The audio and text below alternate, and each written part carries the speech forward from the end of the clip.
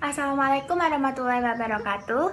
Hai teman-teman, kembali lagi dengan saya Alifia Salma Waida dengan NIM 7211419085 Akuntansi A 2019 Universitas Negeri Semarang. Di video kali ini saya akan sedikit menjelaskan tentang sistem manajemen basis data.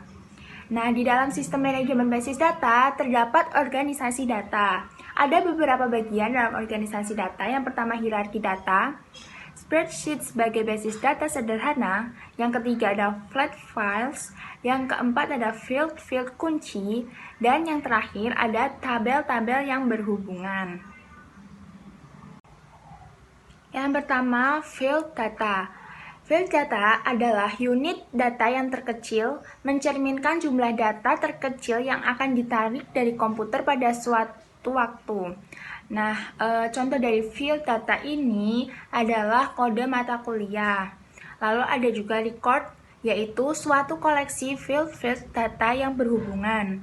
Lalu ada file, yaitu koleksi record yang saling berhubungan, seperti satu field dan seluruh record yang berisi field, kode-kode mata kuliah, dan namanya.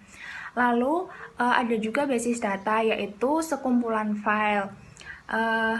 Ini pengertian umum dari basis data itu sendiri, yaitu kumpulan dari seluruh data berbasis komputer sebuah perusahaan. Nah, untuk kolom-kolom spreadsheet ini mencerminkan field data, sedangkan judul kolom berisi nama-nama field data, lalu baris-baris dalam tabel berisi nilai-nilai field. Kemudian ada flat files, yaitu suatu tabel yang tidak memiliki kolom-kolom yang berulang-ulang. Nah, alasan dari sebuah tabel harus menjadi flat files yaitu karena komputer membaca field data dari suatu record secara berurutan. Lalu, flat files memungkinkan struktur basis data relasional untuk dinormalisasi. Kemudian ada field kunci. Kunci atau key di dalam suatu tabel adalah suatu field atau kombinasi field yang berisi satu nilai yang secara unik mengidentifikasi masing-masing record di dalam tabel. Nah, ini artinya bahwa setiap baris dalam tabel akan teridentifikasi secara unik. Struktur basis data. Struktur basis data adalah cara data diorganisasi agar pemrosesan data menjadi lebih efisien. Struktur ini kemudian diimplementasikan melalui suatu sistem manajemen basis data. Nah, sistem manajemen basis data itu sendiri adalah suatu aplikasi peranti lunak yang menyimpan struktur basis data itu sendiri, hubungan di antara data di dalam basis data, dan nama-nama formulir, lalu ada jenis-jenis data, angka di belakang desimal, jumlah karakter, nilai-nilai default, lalu ada seluruh uraian field lainnya. Nah, ini sebabnya mengapa basis data yang dikendalikan oleh suatu sistem manajemen basis data disebut sekumpulan data berhubungan yang dapat menjelaskan dirinya sendiri, atau yang biasa disebut dengan self-describing set of related data. Struktur basis data ini sendiri dibagi menjadi 3 bagian. Yang pertama ada struktur basis data hierarkis, yang kedua ada struktur basis data jaringan, dan yang ketiga adalah struktur basis data relasional. Konsep basis data. Konsep basis data atau database konsep ini adalah integrasi logis record-record yang melintasi berbagai lokasi fisik. Nah, lokasi fisik pada media penyimpanan tidak tergantung pada persepsi pengguna akan lokasi logis. Dua sasaran konsep basis data ini adalah untuk meminimalkan pengulangan data dan untuk memperoleh independensi data. Independensi data atau data independence itu sendiri adalah kemampuan untuk melakukan perubahan pada struktur data tanpa melakukan perubahan-perubahan pada program-program aplikasi yang memproses data. Nah, di dalam konsep basis data ini juga terdapat kamus data atau data dictionary, yaitu mencakup definisi-definisi dari data yang disimpan di dalam basis data dan dikendalikan oleh sistem manajemen basis data. Membuat basis data. Di dalam proses pembuatan sebuah basis data melibatkan 3 langkah utama. Nah, kita akan membahas yang pertama, yaitu menentukan kebutuhan data. Menentukan data yang perlu dikumpulkan dan disimpan adalah langkah yang penting dalam mencapai suatu sistem informasi berbasis komputer.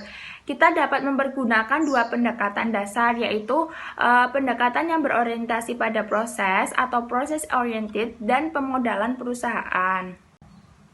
Nah, untuk perusahaan yang mendefinisikan kebutuhan data dalam suatu pendekatan proses oriented, ada beberapa langkah-langkah.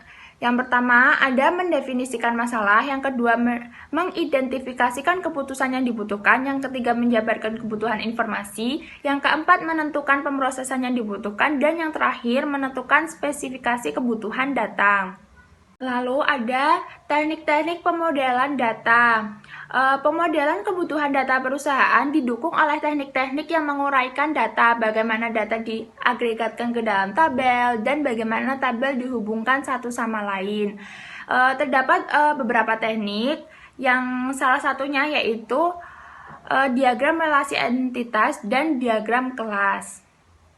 Nah, diagram relasi entitas ini digunakan untuk menguraikan hubungan antara kumpulan-kumpulan data konseptual sehingga record-recordnya yang saling terhubung akan dapat digabungkan bersama.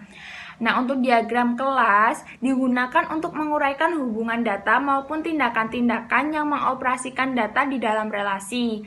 Teknik-teknik ini memberikan alat untuk memfasilitasi komunikasi antara pengguna dengan spesialis sistem informasi sehubungan dengan struktur data yang digunakan di dalam suatu aplikasi sistem informasi. Menggunakan basis data. Nah, di sini kita akan membahas metode-metode umum yang dipergunakan untuk mengakses basis data yang disimpan dalam suatu sistem manajemen basis data.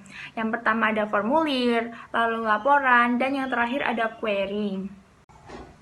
Tujuan dari formulir dan laporan ini, yang pertama ada navigasi. Pengguna dapat melakukan navigasi dari suatu record ke record berikutnya dengan mempergunakan baris navigasi yang berada di bagian bawah formulir. Lalu akurasi. Formulir akan menjalankan definisi field data yang telah ditentukan ketika basis data dibuat. Definisi-definisi tersebut dapat menentukan nilai-nilai valid tertentu, rentang data untuk nilai-nilai numerik, dan aturan-aturan lain yang mendukung akurasi. Kemudian konsistensi. Konsistensi sendiri adalah hal yang sangat penting ketika nilai-nilai field dalam suatu tabel dipergunakan untuk menggabungkan recordnya ke dalam tabel lain. Yang terakhir ada penyaringan.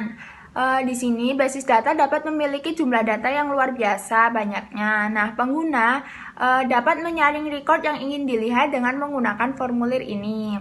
Lalu ada juga pengertian laporan atau reports itu sendiri adalah data teragregasi dari basis data yang diformat dengan cara yang akan membantu pengambilan keputusan. Personel basis data. Terdapat beberapa personel penting yang berkaitan dengan basis data. Yang pertama ada administrator basis data yang memiliki tanggung jawab teknis maupun manajerial atas sumber daya basis data. Lalu ada juga programmer basis data yang diminta untuk membuat kode komputer pemrosesan data yang efisien. Selain itu juga ada pengguna akhir basis data. Nah, tugas-tugas administrator basis data itu dapat dibagi menjadi 4 area utama. Yang pertama ada perencanaan basis data, mencakup bekerja dengan manajer-manajer area bisnis dalam mendefinisikan kebutuhan data perusahaan. Lalu ada implementasi basis data yang terdiri atas pembuatan basis data untuk mengikuti spesifikasi dari sistem manajemen basis data yang dipilih. Lalu ada juga operasi basis data, meliputi penawaran program-program pendidikan bagi para pengguna basis data dan memberikan bantuan jika dibutuhkan. Lalu yang terakhir ada keamanan basis data, meliputi pengawasan aktivitas basis data dengan menggunakan angka statistik yang diberikan oleh sistem manajemen basis data. Untuk programmer basis data itu sendiri, mereka menunjukkan spesialisasi dan seleksi tingkat tinggi. Mereka juga seringkali memiliki lebih banyak pengalaman dan pelatihan daripada programmer-programmer lain yang dimiliki oleh perusahaan. Lalu ada pengguna akhir. Pengguna akhir juga tidak dapat diabaikan sebagai personil penting yang berinteraksi dengan basis data.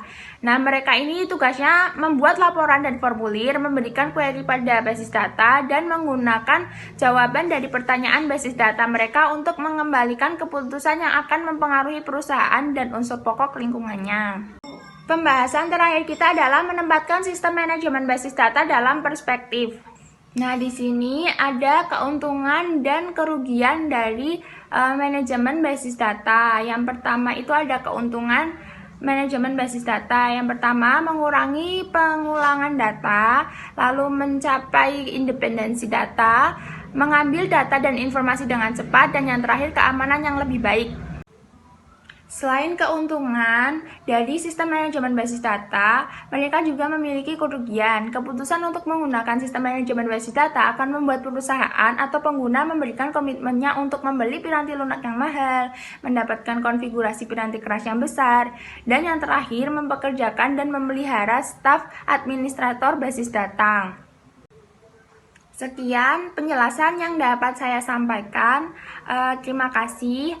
Jangan lupa nantikan video selanjutnya. Assalamualaikum warahmatullahi wabarakatuh.